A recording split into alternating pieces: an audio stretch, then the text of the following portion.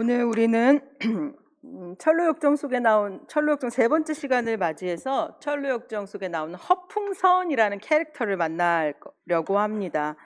허풍선은 그의 이름 그대로 우리에게 아주 분명한 그 사람이 어떤 사람인지를 분명히 알게 하는데요. 이런 인물입니다. 천국, 믿음, 은혜를 유창하게 말하지만 실제 선택과 행동은 늘 자기 유익, 체면, 안전 쪽으로 기우는 인물.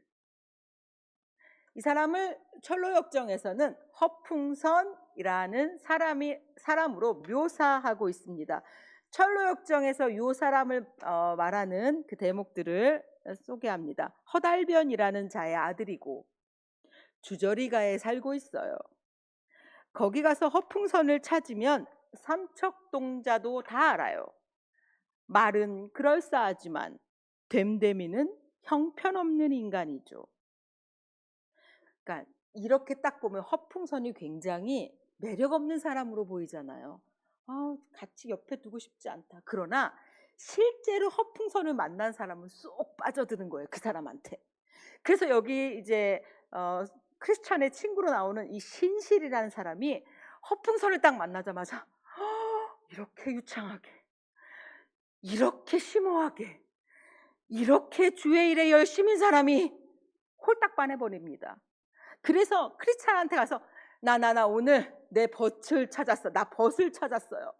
내 벗이 누군 줄 알아요? 나 그 사람 만나고 깜짝 놀랐어요.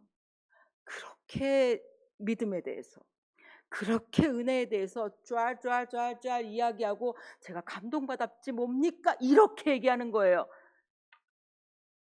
그 철로역정에 이 부분이 나와요. 제가 대단한 길벗을 만난 것 같습니다. 저는 그 친구와 함께 간다면 제가 대단한 순례자가 될 것 같습니다. 신실을 이렇게 설레게 만드는 사람이 허풍선이었어요. 그러자 크리스천이 그 얘기를 딱 듣더니 회심에 아주 만면의 미소를 지으면서 이렇게 얘기합니다. 저 친구는 허풍선이라는 친구입니다. 당신 이름 들어보셨어요? 그랬더니 저 모르는데요. 저 사람이 바로 그 허풍선입니다. 말은 그럴싸하지만 됨됨이가 형편없어요. 그래요? 아니에요. 제가 얘기해보니까 아주 괜찮은 사람이었어요. 신실이 또 이렇게 얘기하는 거예요. 그러자 크리스천이 그 친구의 집에, 제가 그 철로역정의 내용입니다. 그 친구의 집에 가도 진정한 신앙이라고는 없어요. 기도도 없고 죄를 회개한 흔적도 없어요. 허풍선은 진리를 깨닫지 못했어요. 잘 듣고 입으로 능란하게 설명할 줄 알면 훌륭한 크리스천이 된다고 믿고 있어요. 자기 영혼을 기만하는 행위랄까요? 크리스천이 허풍선을 이렇게 얘기하고 있습니다. 이 허풍선이라는 사람은 신앙인들의 하나의 부류입니다. 신앙을 제대로 신앙인이 되지 않는 사람들이 그 문턱에서 걸려 넘어진 사람, 허풍선의 부류들이 존재합니다.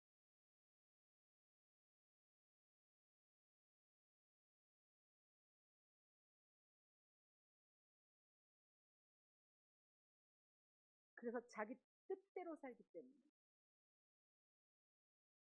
하나님의 말씀을 이야기하고 하나님의 말씀대로 지적을 하는 걸 굉장히 불쾌해하죠. 이게 허풍선의 특징이에요.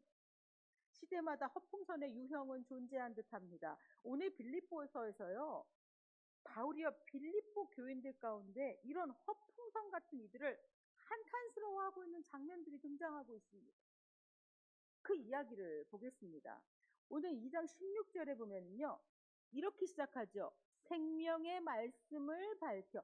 생명의 말씀이라고 나옵니다. 우리가 하나님의 말씀을 생명의 말씀이라고 합니다. 자, 왜 그럴까요? 여러분들이 이 생명의 말씀이라고 정의하고 있는 또 우리가 흔히 소위 너무나 쉽게 하나님의 말씀은 생명의 말씀입니다 라고 얘기하는데 왜 그러는지 여러분들이 동의가 되셔야지. 왜 그러는지 그 정의를 알아야지 하나님의 말씀은 생명의 말씀입니다 라고 고백하실 거 아니겠습니까? 지금 빌립보서에서 바울은요, 하나님의 말씀을 생명의 말씀으로 고백하면서 생명의 말씀을 그러니까 생명의 말씀을 위해서 살라라는 이야기를 하고 있습니다. 자, 하나님의 말씀이, 복음이 왜 생명의 말씀인지 이제부터 말씀드리겠습니다. 첫 번째, 복음을 생명의 말씀이라고 부르는 이유는 복음은 생명에 대해 알려주는 말씀이기 때문입니다. 자, 복음이 가장 먼저 우리에게 하는 일은요, 우리가 죽어 있다라는 사실을 알려주는 겁니다. 여러분들이 교회에 와서 복음을 듣게 되면 제일 먼저 듣는 말이 바로 이거예요. 당신은 죽은 사람입니다. 당신은 영혼이 죽어 있습니다. 죽을 수밖에 없는 존재입니다. 이대로 가면 죽습니다. 이 죽음에 대해서 시작하는 부분이 바로 복음의 처음 시작 부분입니다. 생명의 말씀이 항상 처음으로 하는 말이 죽음이라는 말입니다. 에베소서 2장 1절에 보면 이렇게 복음은요, 우리가 날 때부터 허물과 죄로 죽은 자, 이것이 우리의 정의라고 하나님의 말씀이 우리에게 알게 합니다. 그러니까 우리는 복음이라는 걸 딱 듣는 순간 내가 죽는 사람이었어? 내가 죽어 있는 사람이었어? 이 죽음에 대해서 알게 됩니다. 이렇게 죽은 상태로 세상을 살아가고 내가 죽은 상태로 세상을 살아가고 있구나 라는 것을 복음을 통해 처음으로 알게 되는 거예요. 그 복음을 듣기 전에는요, 내가 죽은 상태라는 것을 아예 생각도 못합니다. 내가 죽은 상태였구나. 이런 나에게 하나님의 말씀이 찾아와서 내가 영적으로 죽어 있다는 사실을 발견하는 거, 이게 복음이 우리 안에 들어왔을 때 일어나는 일입니다. 말씀이 우리 안에 들어와서 우리한테 얘기하는 거예요. 원래 우리는 그런 존재로 빚어진 게 아니라 하나님과 교통하면서 하나님과 이렇게 교류할 수 있는 그런 존재였는데 죄로 말미암아 우리가 이러한 존재가 됐다라는 것을 하나님의 말씀이 와서 우리에게 알려주는 겁니다. 그것을 듣기 전까지는 이것을 알지 못합니다. 그래서 하나님의 말씀, 복음을 딱 들었을 때 요한복음 17장 3절에 영생은 곧 유일하신 참 하나님과 그가 보내신 자 예수 그리스도를 아는 것이니라 라는 이 말씀이 무엇인지를 알게 되는 거예요. 하나님과 예수 그리스도를 아는 것이 내게 영생이구나. 내가 영원으로 죽을 수밖에 없는 자가 영생의 자리로 바뀌는구나. 이것을 하나님의 말씀을 듣는 순간 우리가 알게 되는 거예요. 이 영적으로 죽어있는, 허물과 죄로 죽어있는 존재는요, 삶을 수평적으로밖에 볼 수 없어요. 그래서 내가 내 생명이 어디까지인가, 70세까지 살까, 80세까지 살까, 내가 100살까지 살까. 우리는 수평적으로 내가 20대 때는 어떻게 될까, 30대 때는 어떻게, 이게 수평적으로밖에 생각할 수가 없습니다. 영적으로 죽어있는 자들은. 그러나 영적으로 깨어나는 순간 어디를 발견하는, 수직을 발견하는 거예요. 하나님과 나와의 관계가 그때서야 우리에게 깨달아지는 거예요. 내가 수평적으로만 살아가서 내 인생을 살다가 저 끝에서 죽는 수평적인 인생으로 끝나는 인생이 아니라 수직으로 하나님과 나와의 관계, 이것을 맺고 있는 자라는 사실이 말씀에 들어와야 깨달아지는 거예요. 내가 낮은 차원으로만 사는 것이 아니라 하나님과 교류하는 높은 차원으로 살아갈 수 있는 사람이라는 사실을 깨닫고 나니 내가 지금 살고 있는 내 삶의 모습이 훤히 들여다 보이는 것, 말씀을 접했을 때 우리가 느끼는 반응입니다. 복음은요, 이렇게 우리에게 새로운 삶에 대해서, 아예 다른 종류의 삶이다, 수평만 있는 것이 아니라 수직으로, 수평과 수직 모두를 우리가 아우르는 그러한 삶을 사는 완전히 다른 삶을 우리에게 그 말씀을 소개시켜 주는 거예요. 그래서 복음은요, 계속 힘을 내서 살아라, 힘을 내서 수평적으로 더 살아라, 이렇게 얘기하지 않습니다. 복음은 언제나 우리에게 이렇게 얘기합니다. 이전과 다른 삶을 살아라. 말씀이 우리에게 닿기 전과 다른 삶을 살아라. 말씀이 닿기 전에는, 우리에게 말씀이 오기 전에는 내가 죽어있는 사람이라면 그 죽어있는 그 삶을 살지 말고 완전히 다른 말씀 안에서 우리가 다른 존재가 되었으니 다른 삶을 살아라 라고 말씀이 얘기하는 겁니다. 그래서 생명의 말씀이에요.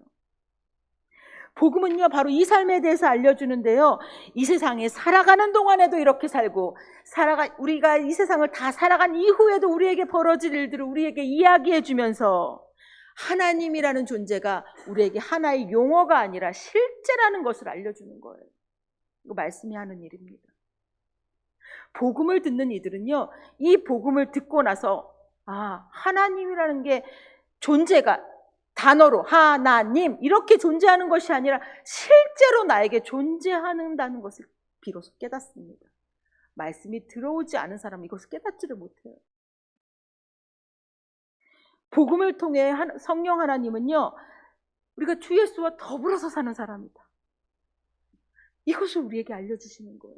그러니까 우리의 존재가 수평적으로 직장 다니고 집에서 잠자고 학교 다니고 결혼하고 일상, 이 수평적인 삶이 전부가 아닌 삶, 그리스도와 더불어 교제하며 하나님과 교제하는 삶, 하나님 안에서 살아가는 삶, 위로부터 내리는 힘을 얻으면서 살아가는, 성령 하나님이 지금도 역동적으로 살아가는, 역사하시는 그런 삶이라는 그 새로운 차원을 복음이 우리에게 알려줍니다.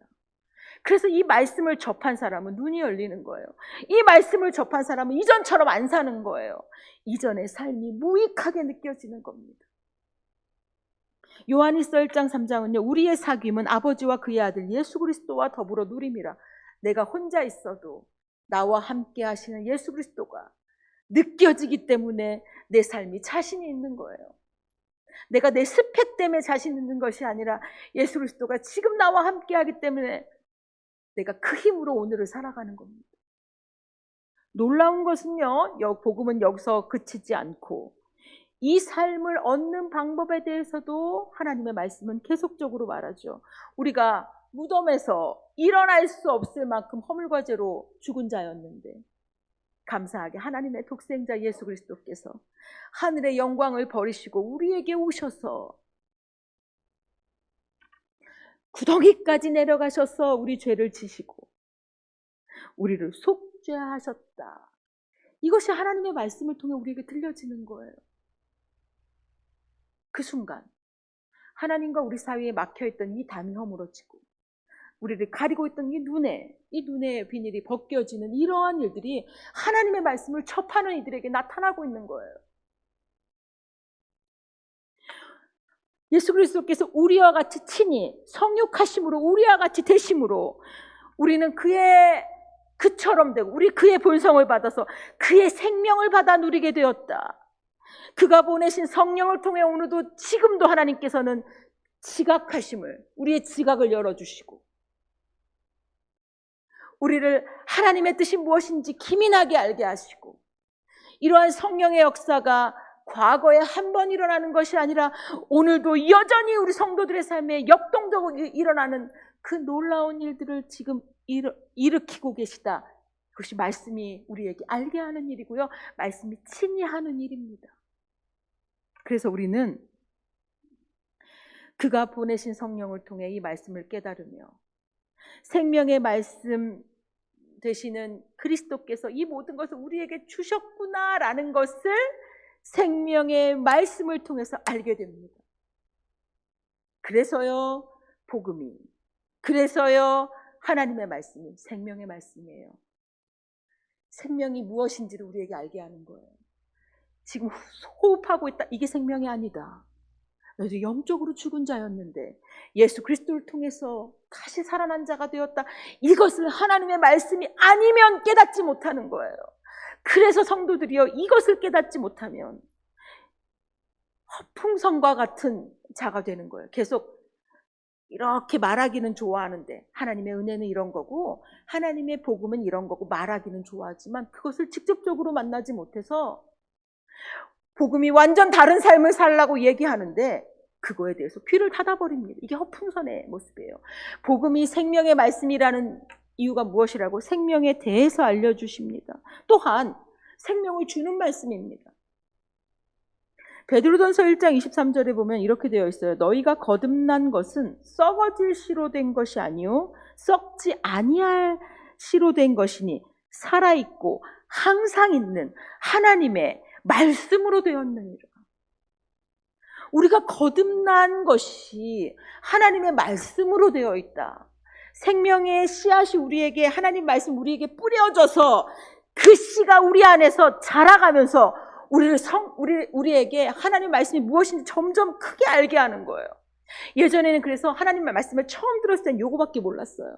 근데 그 하나님의 말씀이 점점 우리에게 자라가면서 하나님의 말씀이 더 크게 이해되어지고 더 많이 알아지고, 예전에는 이해하지 못했던 하나님의 말씀을 이제는 이해하게 되고, 그로 말미암아 내가 생명이 어떤 것이 생명인지를 분별하는 이러한 일들이 하나님의 말씀을 통해서 일어난다는 거죠. 생명을 주는 말씀입니다.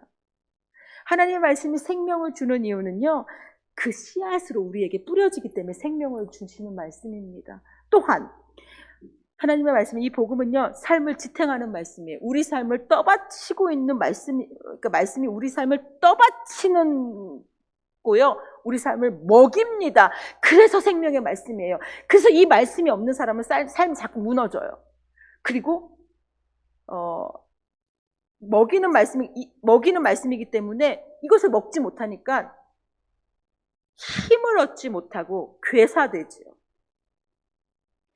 성도가 하나님의 말씀을 먹지 못할 때요, 이것은 추상적으로 하나님의 말씀을 먹어야 됩니다, 이 정도가 아니에요. 안 먹으면 그냥 굶어서 힘을 쓰지 못하는 성도로 전락하는 거예요. 왜냐하면 하나님의 말씀이 생명의 말씀이기 때문에 말씀이 없는 자는 이런 현상이 나타날 수밖에 없어요. 우리 삶을 이렇게 떠받치는 게 하나님의 말씀이에요. 왜냐하면 우리가 다른 삶을 살잖아요. 이 삶을 떠받치는 원리가 하나님의 생명의 말씀인데, 이 말씀을 경히 여긴다, 무너지는 거죠. 갓난아기들 같이 순전하고 신령한 젖을 사모하라, 이거 베드로전서 2장 2절 말씀이죠. 이것은 하나님의 말씀을 그 정도로 순전하게, 갓난아기가 젖을 사모한다는 것은 결정적인 거예요. 갓난아기가 젖 안 먹으면 죽어요.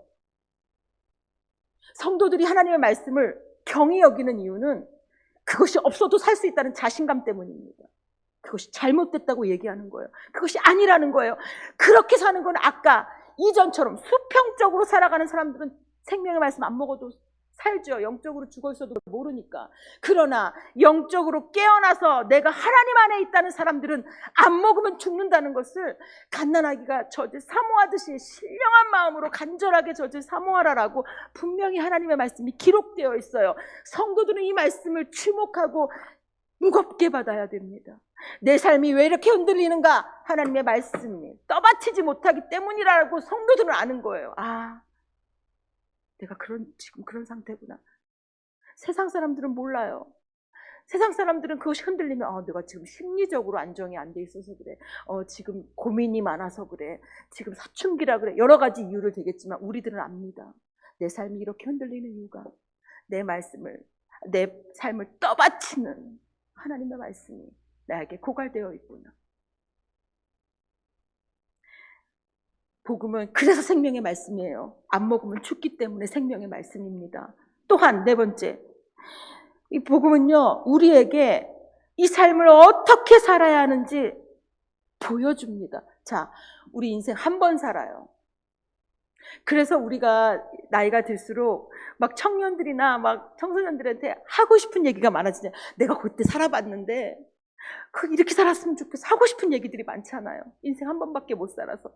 내가 다시 청년으로 못 가니까, 내가 청소년으로 못 가니까.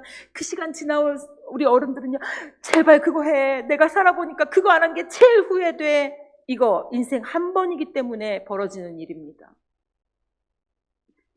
인생은 연습이 없습니다. 이런 삶 앞에서 과연 나는 어떻게 살아야 되지? 이 방향에 대한 제시가 하나님의 말씀에 분명히 있습니다. 그래서 우리에게 인생 사용 설명법으로 우리에게 주셨기 때문에 생명의 말씀이에요. 그렇게 살아야 산다. 그렇게 살아야지만 죽을 때 후회 없다. 이 모든 것이 하나님의 말씀 안에 있는 거예요. 복음은 어떻게 행동해야 되는지 정말 빛으로 등으로 밝혀주시기 때문에 우리가 하나님 말씀 안에 있는 겁니다.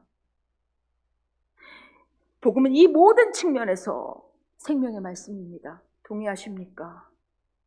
동의하신다면 여러분들은 하나님의 말씀을 생명의 말씀으로 고백하셔야 돼요. 내가 생명의 말씀이라 고백하면 저는 이거 없으면 죽습니다라고 같이 고백하셔야 돼요. 내가 이 말씀이 나를 떠받치지 않으면 저는 죽습니다라고 같이 고백하셔야 돼요. 하나님 이 말씀에서 보여주신 대로 제가 살겠습니다. 이것을 같이 고백해야 돼요. 생명의 말씀이라고 여러분들이 고백하신다면. 생명에 대해서 알려주면서 더 나은 삶이 아니라 다른 삶을 살라고 얘기하시는 이거에 대해서 여러분들, 내가 다른 삶을 살고 있는가? 내가 주의 말씀이 가르치는 다른 삶을 살고 있는가? 돌아보셔야 되죠. 그 다른 삶에 생명력이 있나? 이 생명력은요, 우리가 배고프면은 아무것도 못 하잖아요. 근데 잘 먹고 나면 살 힘이 생깁니다. 주의 말씀 잘 먹고 나면 살 힘이 생깁니다. 매일매일 잘 먹으면 이 하루를 살 힘이 생기는 거예요. 여러분들 밥 누가 먹여줍니까? 여러분들이 드시죠. 근데 말씀은 꼭 누가 먹여줘야 돼요. 왜 내가 하나님 앞에서 이 말씀을 내 입으로 떠먹일 생각을 왜 안 하십니까? 안 해도 된다고 생각하십니까?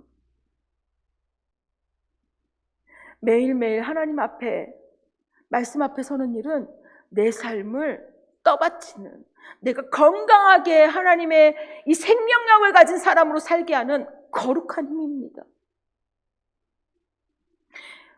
생명의 말씀은요, 그래서 기어코 우리를 성장시켜요. 말씀으로 성장한 사람들은 얼마나 놀라운 생각들을 하는지요. 말씀으로 성장한 사람들은 얼마나 놀라운 기도를 하는지요. 말씀으로 성장한 사람들은 얼마나 놀라운 꿈을 꾸는지요. 말씀으로 성장한 사람들은 꿈의 크기가 달라요. 하나님을 향해 소망하는 바가 달라요. 사람들을 품는 범위가 달라요. 말씀으로 성장하는 사람들이 얼마나 놀라운 사람이 되는지를 말씀을 먹으면서 우리는 깨닫습니다. 이것이 오늘 복음 안에서 우리에게 하는, 복음이 우리 안에 하는 일입니다. 자, 빌립보서 2장 16절에서요, 바울이요, 이 생명의 말씀을 밝혀, 이렇게 하고 있어요. 빌립보 교인들에게 생명의 말씀을 밝히라라고 얘기하는 거예요. 그것이 너와 당신과 나의 사명이다. 생명의 말씀을 밝히는 거 어떻게 밝히겠습니까? 첫 번째는 우리의 존재로 밝히겠죠. 성도들이 말씀을 가지고 있고 말씀대로 산다고 했을 때 가장 많이 듣는 말, 여러분들이 지금 이런 말씀을 듣고 계시는지 한번 점검해 보십시오. 내가 가지고 있는 말씀이 나의 밖으로 나타났을 때 사람들이 이렇게 얘기합니다. 저 사람은 왜 저렇게 평온해? 저 사람은 도대체 뭘 가진 거야?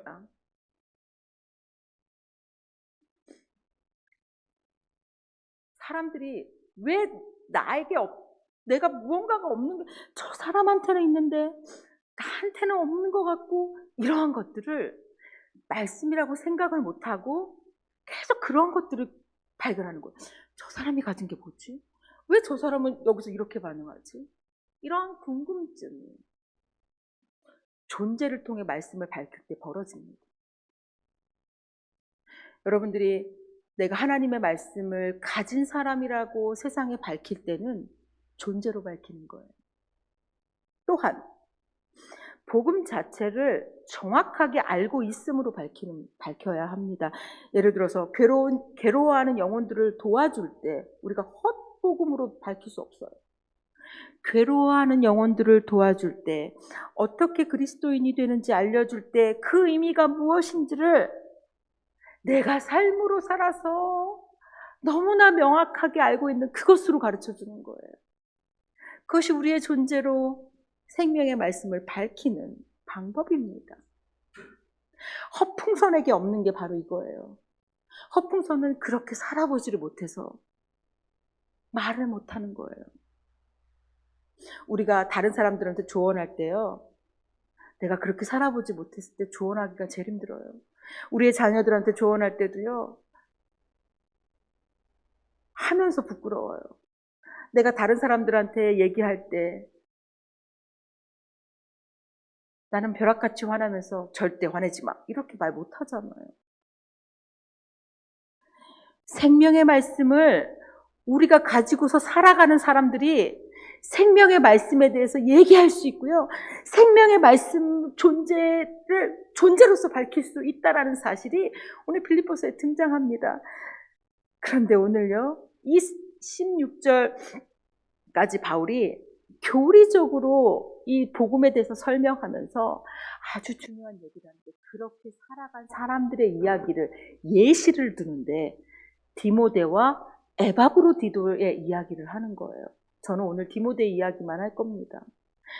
생명의 말씀을 가진 자가 어떠한 모습으로 살아가는지를 디모데의 예를 통해서 빌립보서 이후에 지금 이야기를 합니다. 그래서 제가요, 오늘 이 부분을 우리가 기억해야 되는 이유는 명확합니다. 허풍선이 되지 않기 위해서. 당시에 여러 성도들이 있었는데 똑같이 복음의 말씀을 들었는데 허풍선으로 전락한 사람들이 있고 디모데와 같은 사람들이 있었다는 거예요. 우리가 허풍선으로 끝나지 않기 위해서 우리는 복음에 대해서 분명히 알고 믿는 것, 그것과 함께 삶으로 살아내는 일에 대해서 엄청 중요하다는 것이 오늘 빌립보서에 나타납니다. 21절입니다. 21절을 함께 읽습니다. 시작.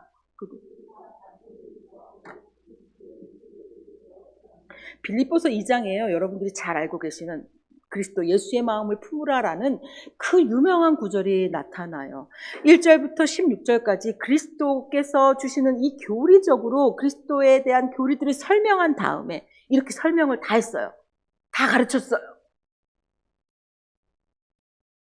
그리고 진짜 그렇게 살아가는 사람과 그렇게 살지 않는 사람이 이렇게 나눠지고 있다는 사실을 21절에 무엇으로 지적하는가 보겠습니다. 그렇게 살지 않는 사람들의 특징이 나와요. 그들이 다 자기를 구하고, 허풍선이에요. 그들이 다 자기를 구하고, 여기서 자기를 구한다라는 것은요, 자기의 안위와 명성과 자기 안전을 포함하는 포괄적인 단어입니다. 즉, 주의 복음과 주의 교회를 위해 감수하는 일이 없다는 거예요. 반면 그리스도의 일을, 그러니까 이 지금 자기 일과 이렇게 대조되는 게 그리스도인으로 나와요. 그리스도의 일, 그리스도의 관심사, 그리스도께서 원하시는 일, 복음의 진보가 되는 일, 교회의 유익이 되는 일, 이런 거에 관심이 없다는 거예요. 이런 거에 관심이 없고 그리스도 일, 교회의 유익, 예수님께서 뭘 원하실지 이것을 하는 나에게 관심이 있는 거예요. 내가 이것을 하는데 나의 안위, 나의 명성, 나의 취향, 나의 안전. 당시에 로마 박해가 심했기 때문에 빌립보까지 와서 이 복음을 전하고 이런 일은 감수해야 되는 일이었어요. 그 일을 안 한다는 거예요. 바울은 성도들에게 부탁하는 거예요. 그들이 다 자기 일을 구하고 예수 그리스도의 일을 구하지 않는데, 그런데 그 중에서도 디모데는 그렇지 않다는 거예요. 디모데의 모습이 22절에 나옵니다. 같이 읽습니다. 시작. 디모데의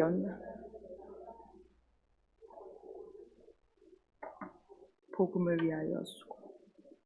지금 자기 일, 예수 그리스도의 일을 설명하면서 디모데를 설명하며 아주 중요한 단어를 얘기합니다. 연단.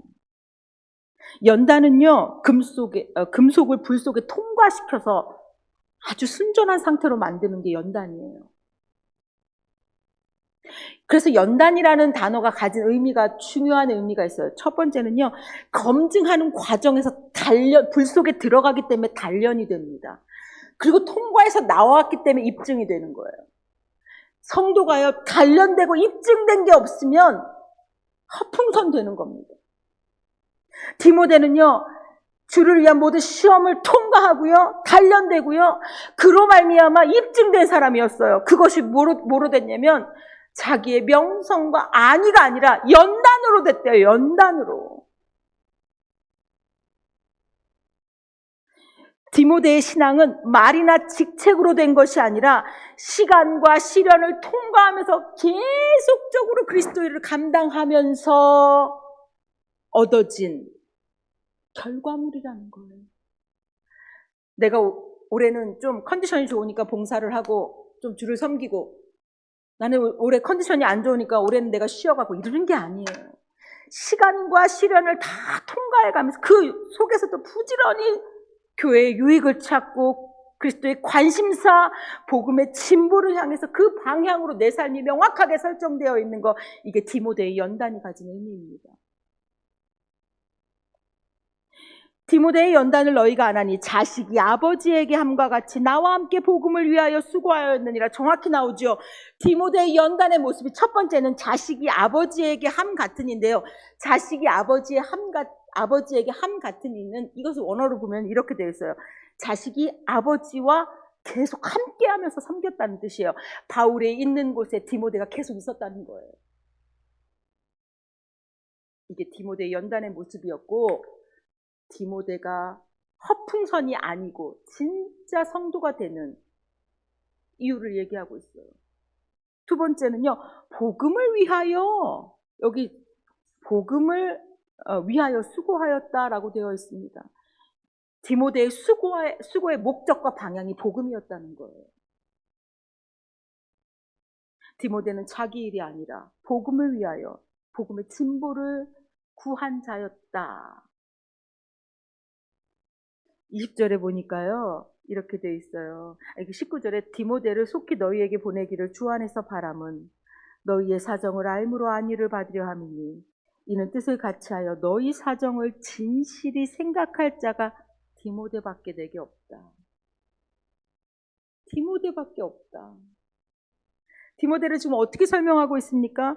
뜻을 같이하여 너희 사정을 진실하게 나한테 얘기하고 생각하고, 이 고민, 이 예수 그리스도의 복음을 위한 진보를 위해서 얘기할 수 있는 사람이 그렇게 성도들이 많은데 디모데밖에 없다 라고 얘기하고 있어요. 이것은요, 자기의 일만 구하는 자와 그리스도의 일을 구하는 자의 명확한 대조를 보여주고 있는 겁니다. 자기 일은요, 단순한 일상이나 직업을 의미하는 게 아니에요. 자기의 유익, 안전, 평판, 편안함, 내가 제일 편안해야 되고 나에게 가장 이익이 있어야 되고 내가 무엇 하나를 하더라도 이러한 마음으로 하는 자와 그렇지 않은 자, 여기서 갈라진다고 이야기하고 있습니다. 이것은요, 정확하게 허풍선에 대한 정의, 이 자기를 구하는 자는요, 정확하게 허풍선의 정의와 일치합니다.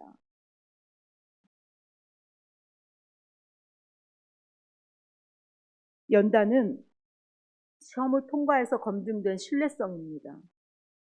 디모데는 일시적인 열정이 아니라 내가 예전에는 좀 했는데 이런 거 아니에요. 시간 동안 계속이에요. 일시적인 열정이 아니라 오랜 시간 어려움과 시련 속에서 변함없는 충성. 그것을 통해 자신이 검증된 일꾼이라고 스스로 밝혀낸 거예요.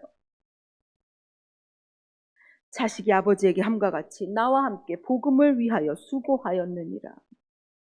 오늘 바울은요, 디모데가 허풍성과 다른 유형의 사람이라는 것을 연단이라는 말로 정확하게 이야기합니다.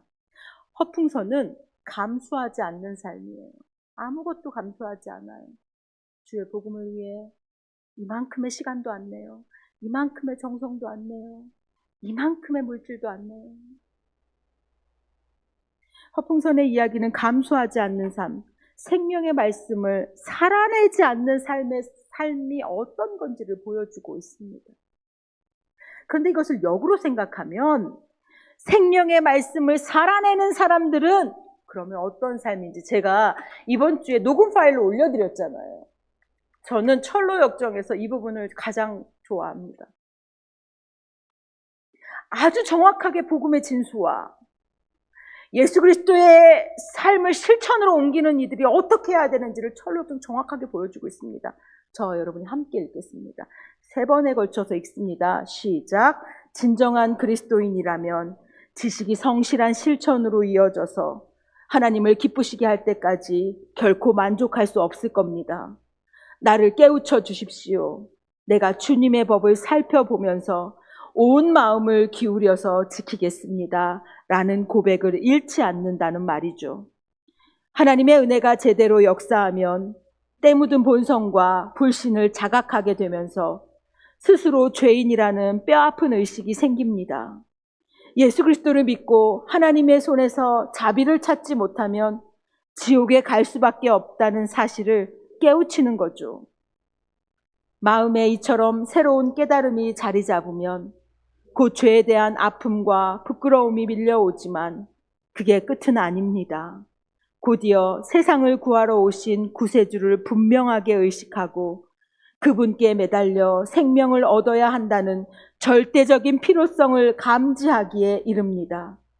그렇게 해서 주님을 단단히 붙잡는 순간 새로 깨어난 심령은 말씀에 약속된 그대로 구세주를 향해 점점 더 깊어지고 오로지 그분을 섬기려는 마음의 깊이가 달라집니다. 성품은 세상에 속해서 철저히 더러워졌고 이성 역시 한결같이 불완전할 수밖에 없으므로 내면에 일어나는 역사를 잘못 판단할 가능성이 아주 높습니다. 그러므로 이러한 은혜를 받아 가진 이들에게도 건전한 판단력이 반드시 필요합니다. 그래야 이것이 은혜의 역사라고 확실하게 결론 지을 수 있기 때문입니다. 건전한 판단력을 가진 자들은 말과 행실 따위를 통해 표현되는 거룩한 삶, 즉 고백에 합당한 삶을 삽니다. 말씀의 능력에 힘입어 믿음과 사랑 안에서 경건한 삶을 실천해 보이는 겁니다. 너무 놀랍죠? 신실이 화풍선에게 얘기합니다. 지금까지 당신이 말한 것 중에 당신이 혹시 행한 일 있습니까? 그러자 그가 그때 신실이 뭐라고 하냐면 당신은 믿음의 공동체에게 가장 큰 해악을 저질렀군요. 허풍선의 성도들은 믿음의 성도들에게 가장 큰 해악을 끼친다는 점에서 우리가 경계해야 합니다. 왜냐하면 자신의 소망과 욕망이 혼동되어 있기 때문입니다.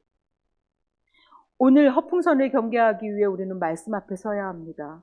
여러분들 어느 편에 서겠습니까? 자기 일을 구하는 편에 서시겠습니까? 그리스도 예수의 일을 구하는 편에 서시겠습니까? 허풍선을 경계하며 생명의 말씀을 삶으로 살아내는 저와 여러분 되시길 간절히 축복합니다. 기도하겠습니다. 하나님, 아버지의 이름으로 말하며 꿈꾸는 소망들이 우리의 욕망과 혼동되어 생명의 말씀에 역행하며 우리 마음대로 살아가는 것은 아닌지 허풍선의 이야기를 통해 다시 돌아보게 하시니 감사합니다. 허풍선에게 빠진 삶, 우리가 결코 놓치지 않게 하여 주옵소서. 생명의 말씀을 삶으로 기억고 기필코 살아내는 우리들 되게 하여 주시기를 예수님의 이름으로 기도드립니다. 아멘.